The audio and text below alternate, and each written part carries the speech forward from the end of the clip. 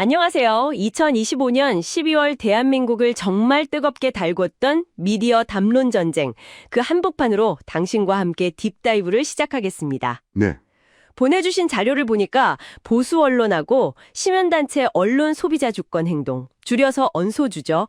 이 양측의 논리 대결이 아주 팽팽하네요. 네, 맞습니다. 이게 2024년 그 비상계엄 사태 이후에 정치 지형이 완전히 바뀌면서 뭐랄까 사회 전반에 큰 질문이 던져진 거죠. 다시는 이런 일이 없게 하려면 어떻게 해야 하나, 뭐 이런 거요? 그렇죠. 그 해답을 찾는 과정에서 나온 내란 전담재판부 설치법이라든가 허위조작정보 금절법 같은 법안들이 바로 오늘의 핵심 전장입니다. 그래서 이번 딥다이브의 목표는 아주 명확합니다.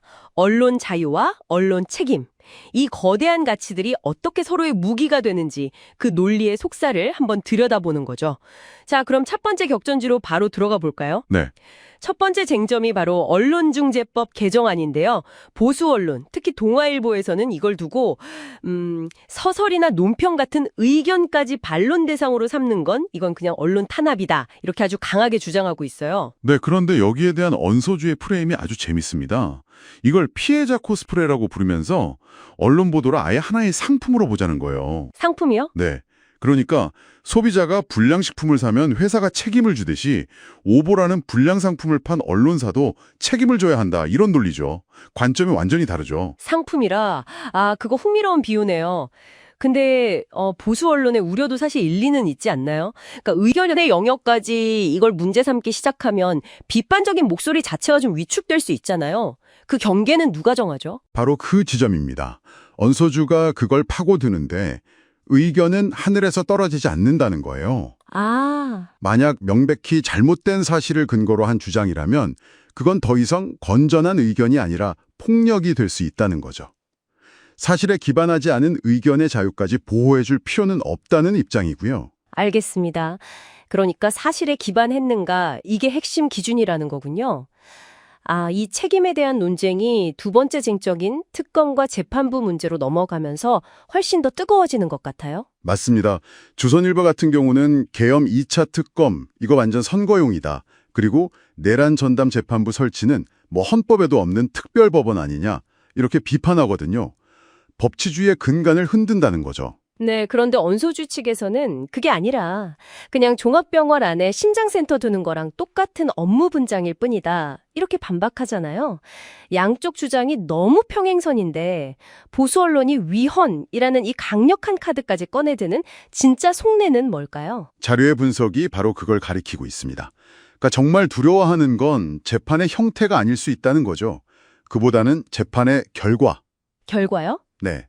즉 내란이라는 그 역사적 판결 자체가 딱 확정되었을 때 보수 진영 전체가 입게 될 타격, 그 파장을 최소화하려는 어떤 정치적 의도가 숨어 있다는 분석인 거죠. 그러니까 절차를 문제 삼아서 판결의 정당성 자체를 미리 흠집내려는 전략일 수 있다. 이거 마지막 쟁점인 가짜뉴스 규제법에서도 좀 비슷한 패턴이 보이는 것 같은데요. 그렇죠. 허위조작 정보의 징벌적 손해배상을 물리자는 법안을 두고 입틀막법이라고 비판하죠. 그 징벌적 손해배상이라는 게 단순히 피해를 보상하는 걸 넘어서는 거잖아요. 맞습니다. 아예 다시는 그런 일을 못하도록 아주 무거운 벌을 주는 제도거든요. 네, 이 법이 있었다면 대장동 비리 의혹 같은 권력 비판 보도가 묻혔을 거다. 이 주장이 제일 날카로워 보이는데요. 탐사 보도의 싹을 자를 수 있다는 우려, 이건 어떻게 봐야 할까요? 바로 그 지점을 언소주가 법안의 핵심 조항으로 반박합니다. 면책 조항이라는 게 있거든요. 면책 조항이요? 네, 쉽게 말해서 공익을 위한 보도일 경우엔 처벌하지 않는다는 안전장치가 이미 명시되어 있다는 겁니다. 그래서 대장동 보도처럼 공익적인 의혹 제기는 애초에 처벌 대상이 아니라는 거죠. 그렇군요. 결국 이 주장은 가해자의 피해자 코스프레라면서 앞으로도 책임 안 지고 의혹을 제기할 자유를 달라는 요구랑 뭐가 다르냐 이렇게 비판하는 거고요.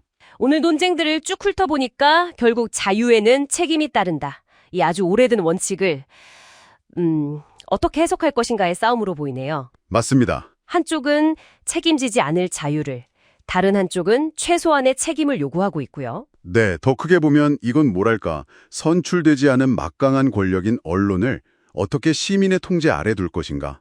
그러니까 미디어 권력의 민주적 분산이라는 더 큰 사회적 합의를 만들어가는 과정에 일종의 진통이라고 볼 수 있겠죠. 언론 자유, 법치주의 같은 어떻게 보면 절대적인 가치들이 각자의 입장을 지키기 위한 논리로 사용되는 현장을 생생하게 목격했습니다. 자, 이 모든 걸 지켜본 당신에게 마지막으로 질문 하나를 던지면서 마무리할까 합니다. 거대한 힘을 가진 조직이 스스로를 억압받는 소수 혹은 탄압받는 피해자라고 주장할 때 정보의 소비자로서 우리는 그 주장의 진위를 가려내기 위해 어떤 질문부터 던져야 할까요? 오늘 슬기로운 언소주 생활 어떠셨어요? 여러분께 도움이 되었다면 좋아요 한 번, 그리고 구독으로 응원해주세요.